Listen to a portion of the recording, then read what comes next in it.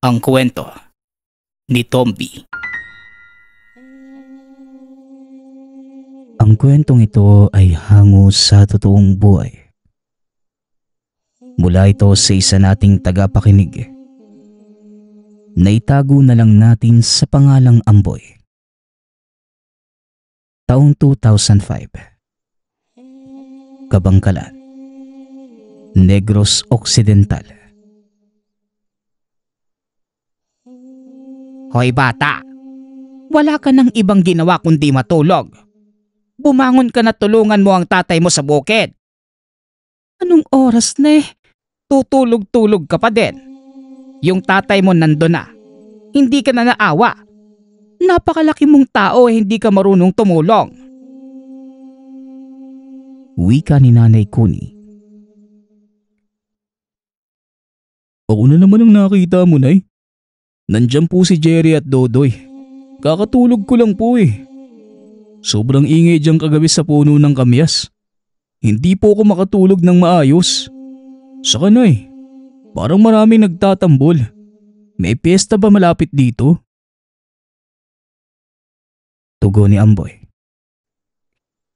Aba, alam mo namang may pasok ang mga kapatid mo. Kung andito ang mga yon, hindi na kita iniistorbo. Alam ko namang hindi mo ako susundin.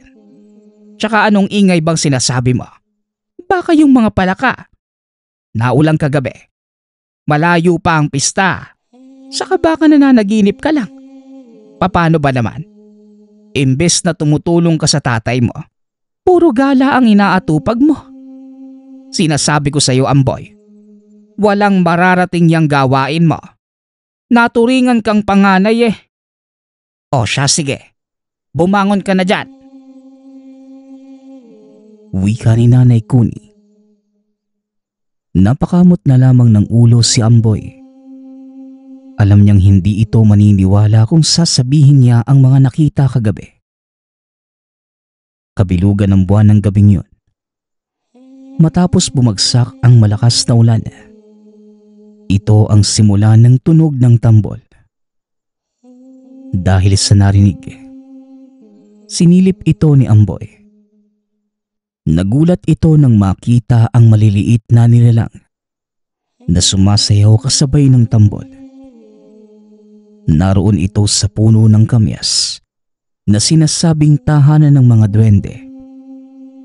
Sa paglalarawan niya, mga maliliit itong tao na may mahabang balbas, nakasuot ng sombrerong tila gawa sa dahon at kulay puti ang balat. Kinurot pa nga niya ang sarili sa pag-aakalang panaginip lamang ang lahat. Ngunit inabot na siya ng umaga. Hindi pa rin makatulog ang binata. Kaya kahit wala ng tulog, pilit pa ding sinunod ni Amboy ang utos ng ina. Ayon kay Nanay Kuni, may edad na ang ama at kailangan na ng alalay lalo pat malaki na silang magkakapatid. Bago umalis, pinabaunan siya ng ina ng tubig at tanghalian para sama. Nagdala ka pa ng tanghalian, anak? Uuwi din naman ako maya-maya. Tsaka bakit sumunod ka pa dito? Walang katuwang ang nanay mo sa mga gawaing bahay. Dapat siya na lamang ang tinulungan mo, imbes na sumunod ka dito. Wika ni Tatay Kulas. Alam mo, Tay, parehong-pareho kayong dalawa. Sino po ang susundin ko sa inyo? Ay nako, ayos lang ho, Tay. Mas maganda kung mabilis tayo matatapos para hindi na din nag-aalala si nanay. Ang sabi niya, pumunta ako na may katuwang kayo. Alam mo naman yun, ikaw lang ang iniisip niya. Tugon ni Amboy. O sige anak, ilatag mo lang sa gilid ang mga dala mo. Tulungan mo na lang akong magbunot ng damo. Tatatakpan na ng damo ang mga palay natin eh. Siya nga pala, bakit ang laki ng itim sa mga mata mo? Nag-aadik ka ba, Amboy? Saka ang tamlay mo ngayon na. Meron ka bang sakit?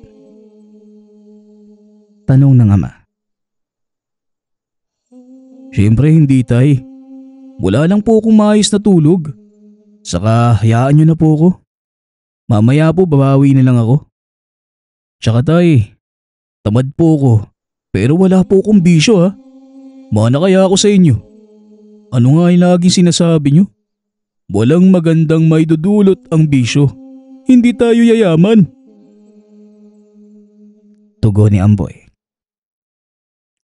Napangiti na lamang ang ama sa sinabi ng anak.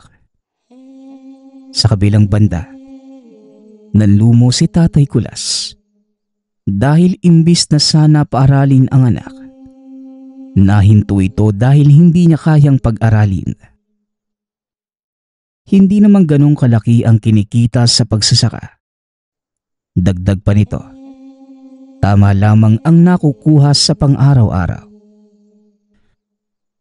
Pagpatak ng hapon, matapos ang pagtatambak nila ng mga damo, hindi nakakain sa oras ang mag-ama at tinapos na muna ang mga gawain. Hanggang sa may napansin si Tatay Kulas sa anak. O anak, itulog mo na yung pagdating ha. Mukhang hindi ka nakakain ng ilang buwan sa kilos mo. Tsaka sobrang lalim ng mga mata mo. Nangingitim na eh. Pagdating, magpaluto tayo kay Kuni ng sinigang sa kamyas. Maganda yon sa masamaang pakiramdam. Wika ni Tatay Kulas. Kamyas? Pwede po pala yun? Tsaka, ayos lang naman po ko, tay. Maiba po ko. Kagabi po ba? Parang may kakaibang nangyari. Hindi na ituloy ni Amboy ang sasabihin.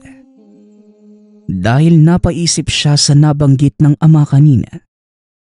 Dahil baka ipagdiinan nitong adik siya. Ano bang nangyayari sa iyo, anak? May ayaw ka bang malaman ko? Kung ano man yan, handa kitang intindihin. Tsaka, pagpasensyahan mo na din ang bibig ng nanay mo ha. Ayaw ka lang niyang lumaki ng walang alam at batugan. Wika ng ama. Naiintindihan ko naman po, tay. Saka na po. May mga bagay po na nahihirapan pa akong sabihin eh. Pero pangako, kapag nagkaroon ng pagkakataon, sasabihin ko po kagad sa inyo. Tugon ng binata. Tumahimik na lamang ang ama. Alam ni Tatay Kulas na kahit anong pilit sa anak, hindi niya ito mapapaamin. Ilang saglit lamang ang lumipas. Matapos ang mga ginagawa, tahimik lamang na nagligpit si Amboy. Gustuhin man niya na magbukas ng loob sa ama, hindi ito kaya ng binata. Naiisip na lamang niya na may tamang oras para sa lahat. Minuto lamang ang lumipas nang makarating sila sa tahanan. Inutusan kagad ito ni Mang Kulas na mamitas ng bunga ng kamyas. Ayon sa ama, uutusan din ang iba pang kapatid na kumuha ng iba pang sangka para ipang-ulam. Huminga ng malalim si Amboy. Ngunit biglang bumalik sa alaala ang nasaksihang kagabi. Kahit nag-aalangan sa gagawin, wala naman itong lakas ng loob na sabihin ito sa pamilya. Bit-bit ang maliit na bayong.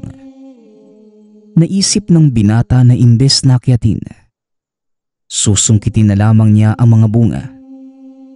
Hindi naman mataas ang puno pero nag-aalangan lamang si Amboy na lumapit.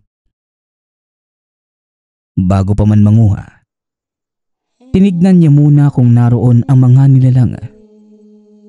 Natawa na lamang siya sa sarili. Baka panaginip lamang talaga ang lahat at hindi totoo.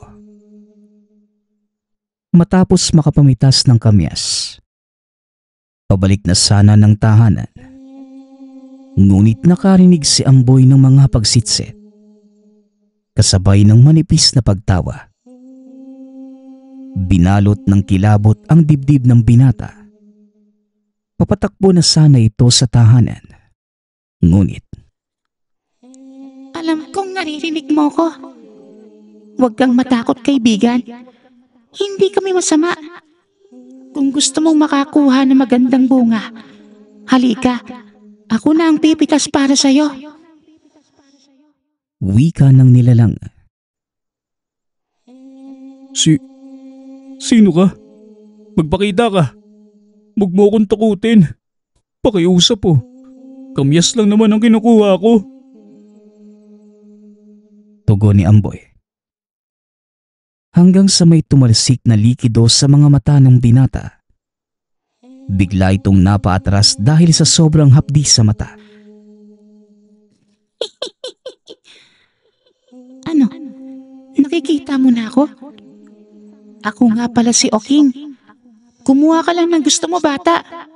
Ang punong yan, pagmamay-ari ng tatay mo. At bilang pasasalamat sa inyo, handog namin na ibalik sa inyo ang kabutihan. Wika ni Oking. Napadilat si Amboy. Tumambad sa harapan niya ang maliit na nilalang. Nakangiti ito na tila maamo ang itsura. Iniabot ng nilalang ang malaking bunga ng kamyas habang nagpapasalamat. Dahil sa pinakita ng nilalang, napalitan ng galak ang takot ni Amboy. Nagpasalamat ang binata sa ginawa ni Oking at mula sa araw na iyon, naging matalik na magkaibigan si Amboy at ang duwende. Naging madalas ang pangunguha niya ng kamyas. Ayon sa kanya, kakaiba ang lasa ng bunga nito, lalo na kapag inihahalo sa nilutong ulam. Hanggang sa isang araw, nagkaroon ng sakit ang ina ni Amboy. Hindi ito makabango na ayon kay Nanay Kuni. Mabigat ang katawan at sobrang sakit ng ulo. Wala naman silang pambili ng gamot. Dahil sa kakapusan ng pera, maiging nag-isip si Amboy ng paraan para kahit papano guminhawa ang pakiramdam ng ina. Anak, ikaw na muna ang bahala sa nanay mo, ha? Hindi po pwedeng pumirmi din ako at maraming trabaho sa palayan. Pinainom ko na yan ng katas ng sambong. Ay, sumasakit ang ulo niya dahil sa lagnat. Pantayan mo na muna siya, ha? Wika ni Tatay Kulas. Ano ka ba, Kulas? Ayos lang ako. Hindi ka na nasanay. Kahit nilalagnat ako, abay nakakaya ko naman ng Hindi na ituloy ni Nanay Kuni ang sasabihin. Dahil bigla na lamang itong inubo ng malubha. Nay, huwag ka na pong magsalita. Hindi nyo nga po kaya. Saka hayaan nyo. Ako na po muna ang bahala sa mga gawain mo. Hayaan nyo po, tay. Ako na pong bahala kay nanay. Wika ni Amboy. Tumango lamang ang ama at kinuha ang gamit na pangsaka. Hinawakan pa nito ang noo ng asawa bago tuluyang umalis. Samantalang si Amboy naman, nagsimula ng gawin ang mga gawaing bahay. Maging ang paglilinis at pagluluto. Ilang saglit pa, biglang dumating ang kapatid mula sa paaralan. May bitbit itong papel mula sa kahera ng pinapasukang eskwelahan.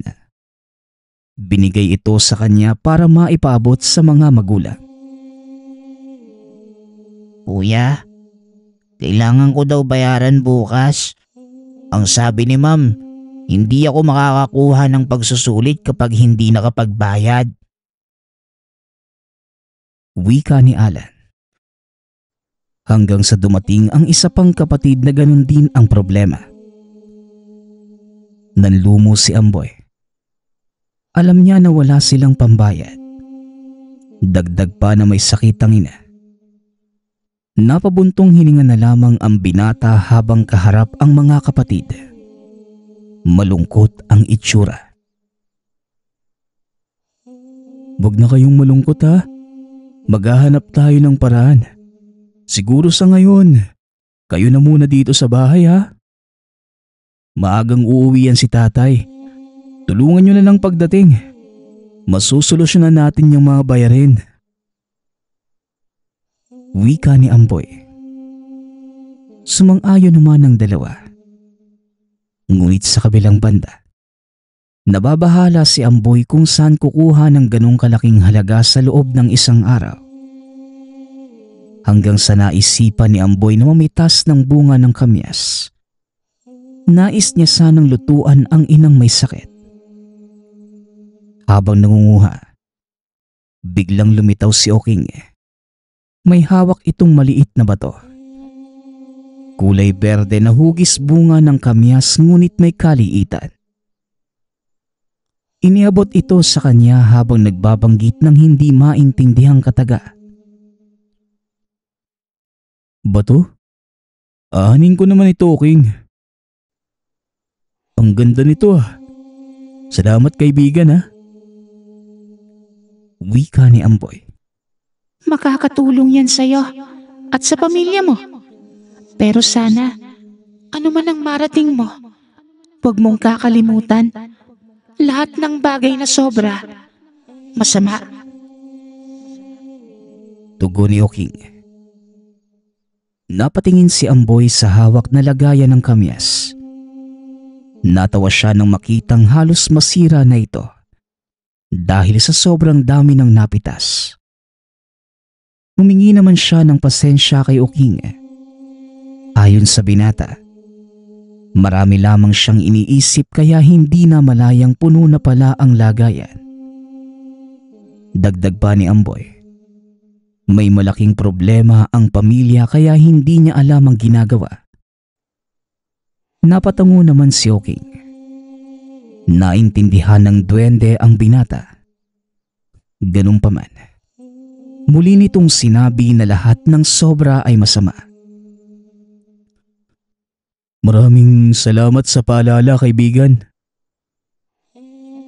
Wika ni Amboy.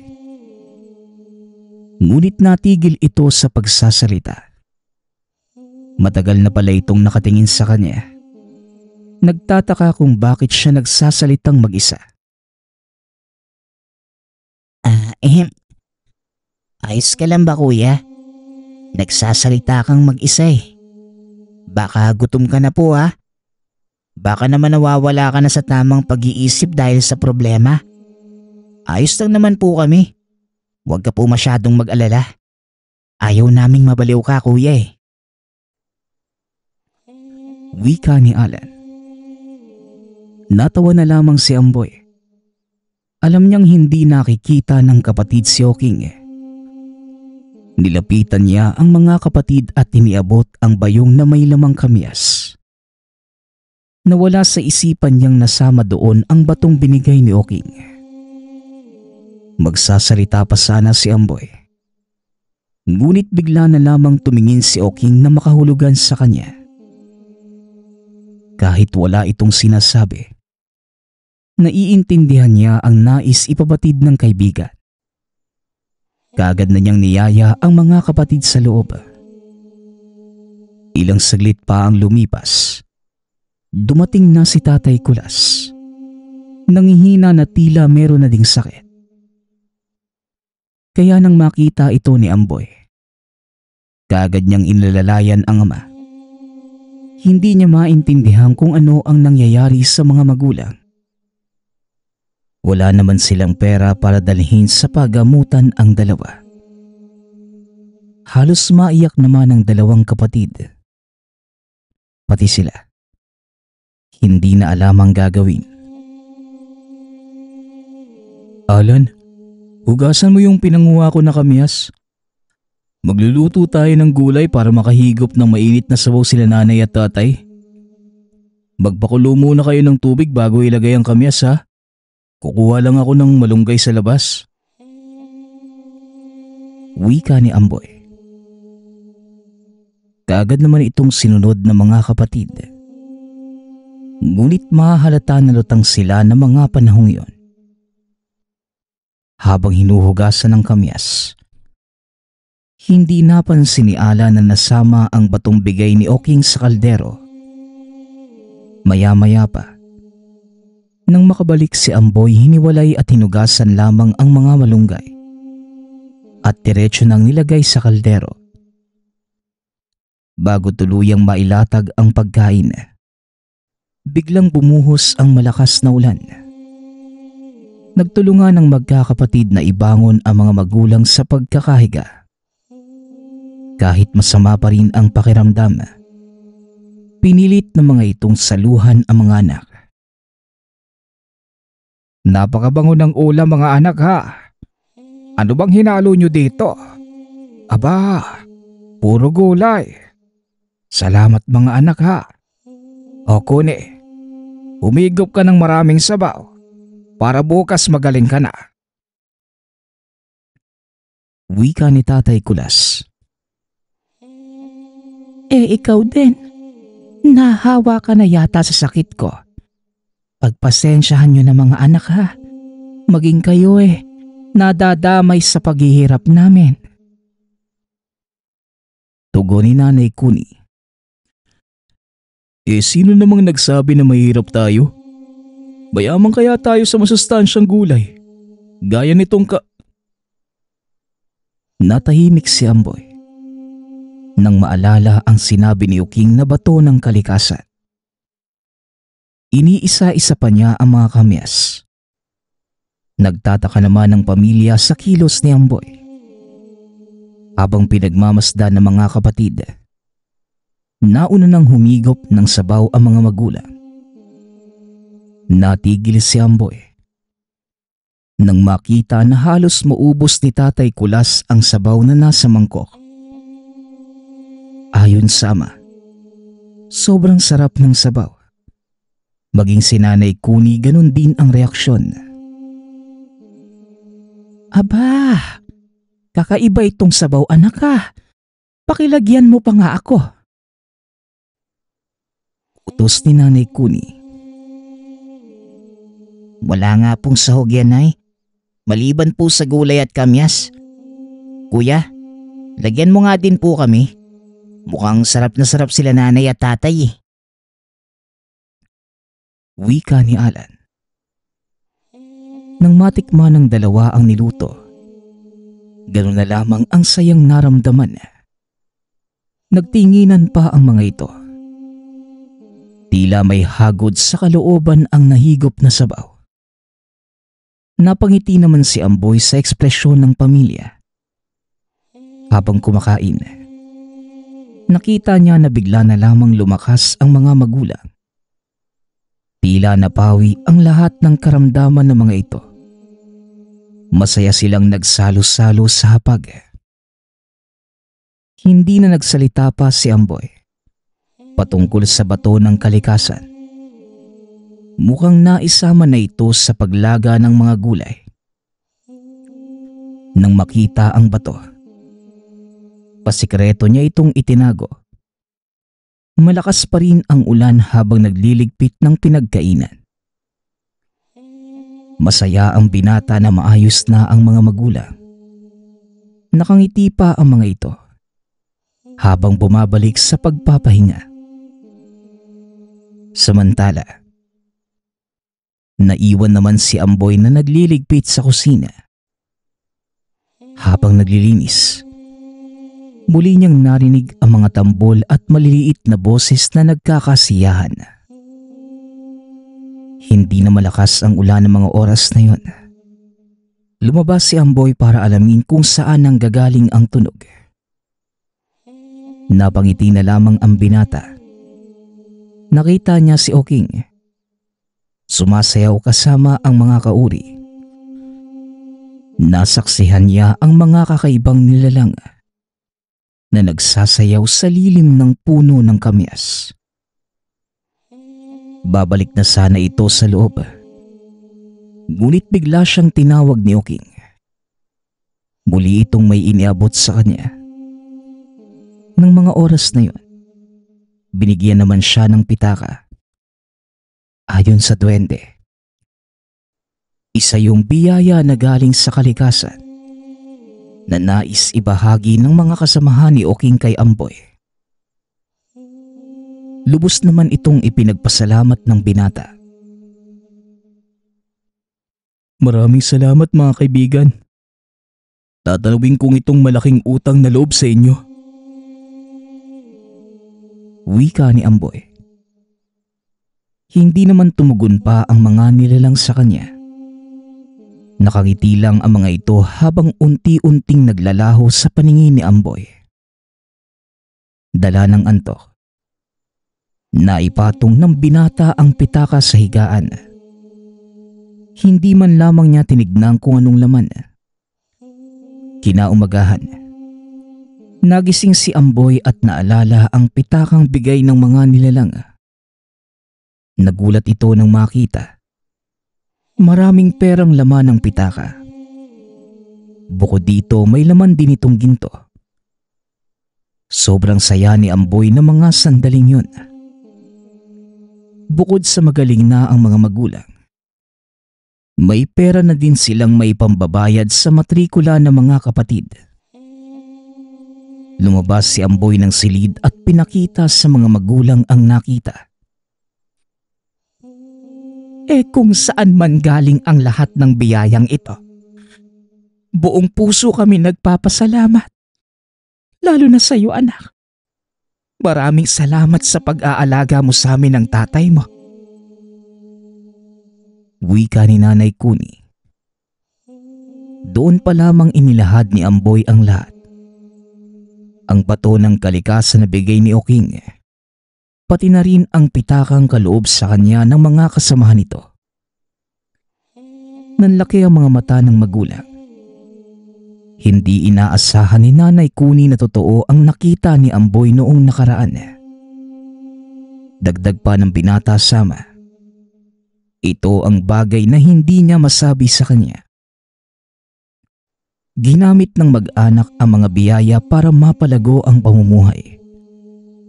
Sa kasalukuyan, nakapagtapos ng pag-aaral ang tatlo. Meron na rin sari-sariling pamilya. Nagkaroon pa ang mga ito ng kanya-kanyang lupain na inaalagaan at pinalalago magpasa hanggang ngayon. Lahat ng ito ay dahil lamang sa duwende sa puno ng kamyas. Ang susunod nating kwento ay mula sa isa nating tagapakinig. Naitago na lang natin sa pangalang Neryo. Walang eksaktong taon. Probinsya ng Camarines Sur. Simula pagkabata, isa na sa pangarap ni Mang Neryo na magkaroon ng sariling negosyo. Wala man sa pamilya ang may ganitong uri ng hanap buhay. Nabuo ang prinsipyo niya na mas mainam nang magkaroon ng sariling maliit na hanap buhay kesa sa mga muhan. Sa buong buhay ni Mang Neryo, nasaksihan niya kung paano tumanda na lamang ang mga magulang sa pagtatrabaho sa pabrika. Nakita din niya ang singil ng mga katawan nito noong kabataan nila. Hindi man lamang naranasan ng mga magulang na makapagliwaliw dahil buong buhay silang nagtrabaho para lamang mabayaran ang lahat ng mga bayarin. Samantala, dahil sa pagtsatsaga at walang patid na pagdarasal, nakamit naman ni Mang Neryo ang inaasam na maliit na negosyo. Sa bayan, doon sa kanilang maliit na munisipalidad, nagkaroon si Mang Neryo ng munting tindahan. Kahit papano, masasabing matagumpay ito dahil sa dami ng suki. Sa katunayan, may dalawa ng katulong si Mang Neryo. Isa doon ang kargador na si Tonton. Ngunit hindi katulad ng normal ang binata dahil meron itong pagkabingi. Ngunit sa kabila ng kapansanan, naging napakasipag pa rin na kargador ng binata. Sa ilang buwan na paninilbihan kay Mang Neryo, nasanay na ang matanda na makipag-usap sa pamamagitan ng senyas. Napakabait din ni Tonton at ni minsan, hindi nagkaroon ng problema si Mang Neryo. Kaya naman napalapit na sa puso niya ang binata. Itinuturing na ni Mang Neryo na sariling anak si Tonton. Kaya ganoon na lamang ang galit na nararamdaman ni Mang Neryo sa tuwing may umaabuso sa kanya. Sa lugar nila, marami talaga ang mga kabataang walang magawa sa buhay. Puro kalokohan lang ang ginagawa sa sarili. Lalo na kay Tonton na hindi marinig ang nangyayari sa paligid.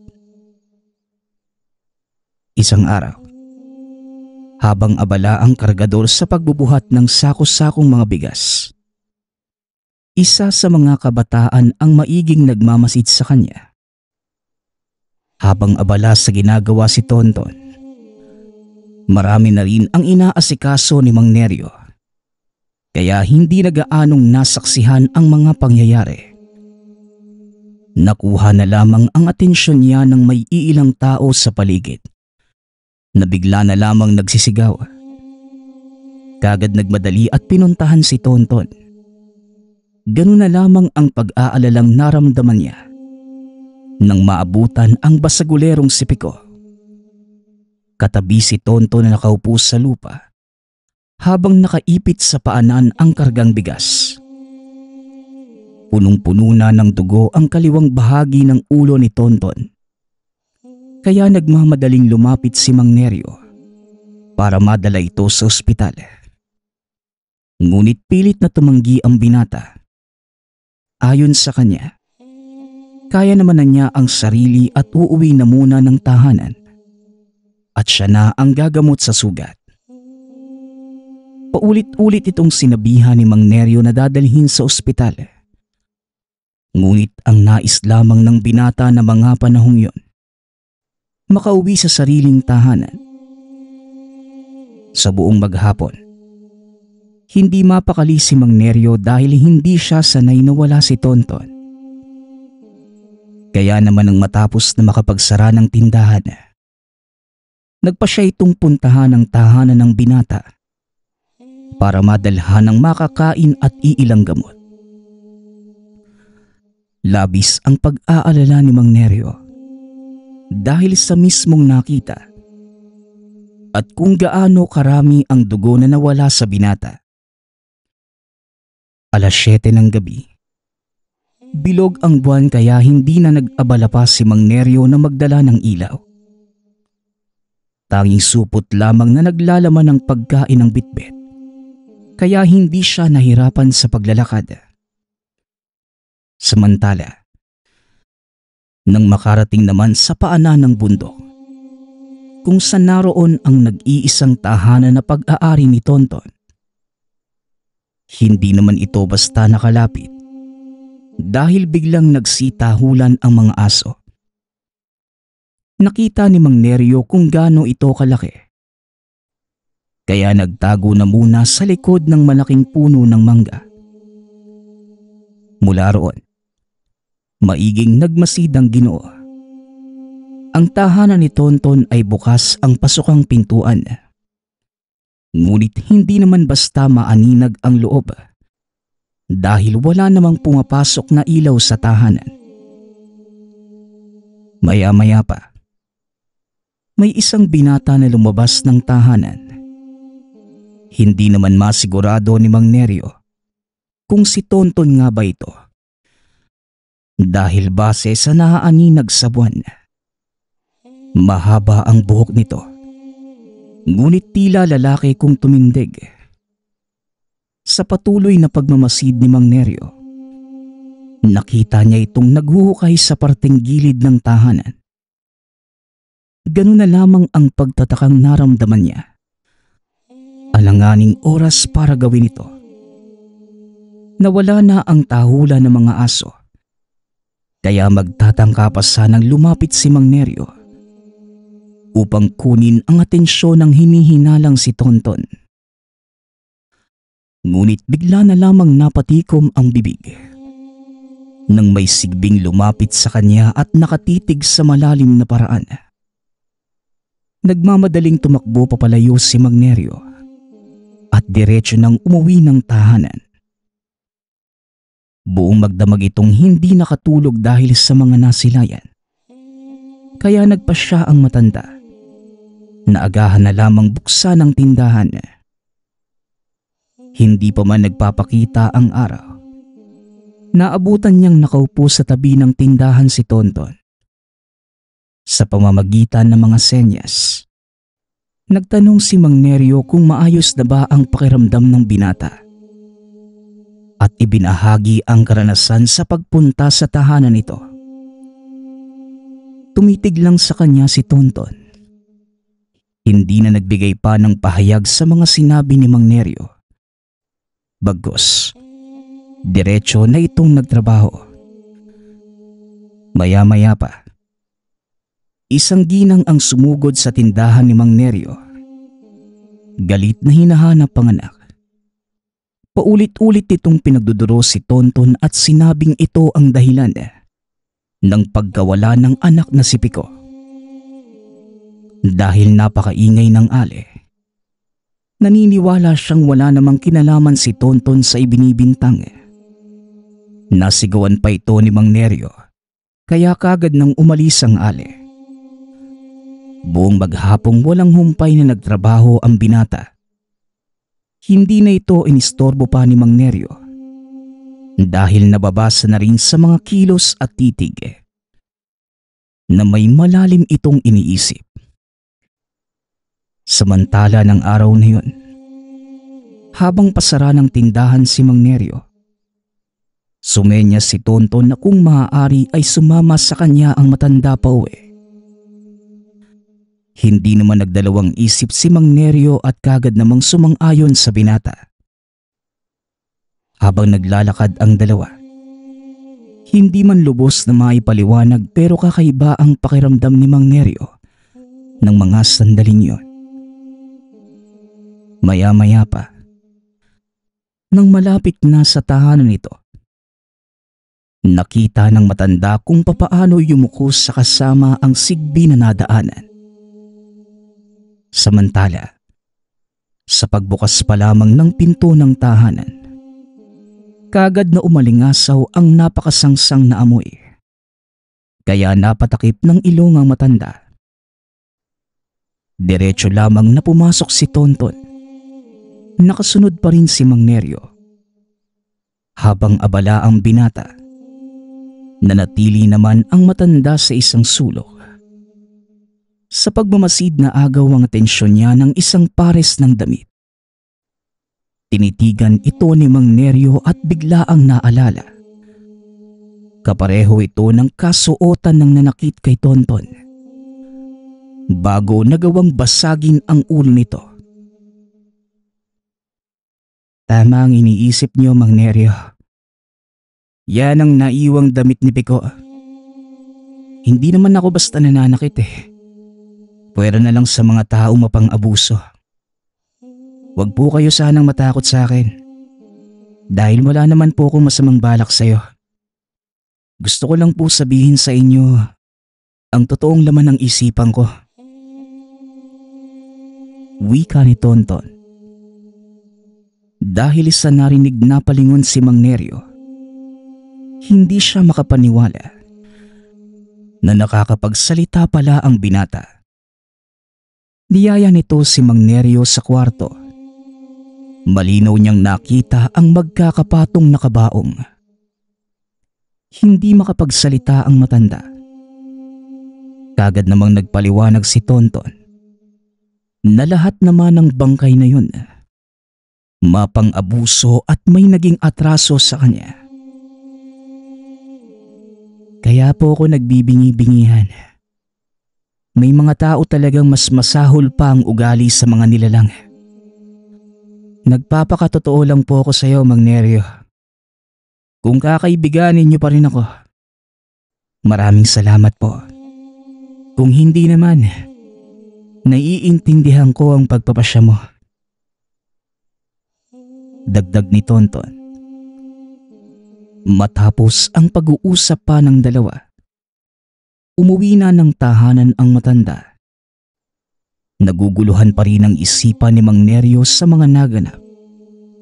Ngunit pinili niyang hindi na magtanong pa. Sa pagdaan ng ilang araw, dito niya unti-unting naintindihan at tuluyang natanggap ang totoong katauhan ni Tonton. Ayon kay Mang Neryo, kailanman hindi niya naisip na paalisin ang binata. Napakalaki ng naitutulong nito sa tindahan. Samantala, kagaya ng dati, nanatiling nagpapanggap na bingi si Tonton. May iilan pa ding ginagawa ng kalokohan ang binata. Ngunit karamihan sa mga kabataan, natigil na sa pagpunteriya kay Tonton. Kumalat ang balita na ito ang pumatay kay Pico. Napilit namang itinatanggi ni Mang Neryo. Dahil sa mga pangyayari, mas lalong lumalim ang pagkakaibigan ng dalawa.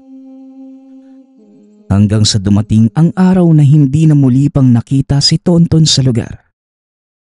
Maging si Mang Neryo, hindi din alam kung nasan ang itinuring na kaibigan. Magpasa hanggang ngayon, sa tuwing nakakakilala si Mang Neryo ng bingi, palagi pa rin niyang naaalala si Tonton. Natauhan niya, aswang na kargador. Nagpapasalamat nga pala ako sa lahat ng sumusuporta sa ating channel.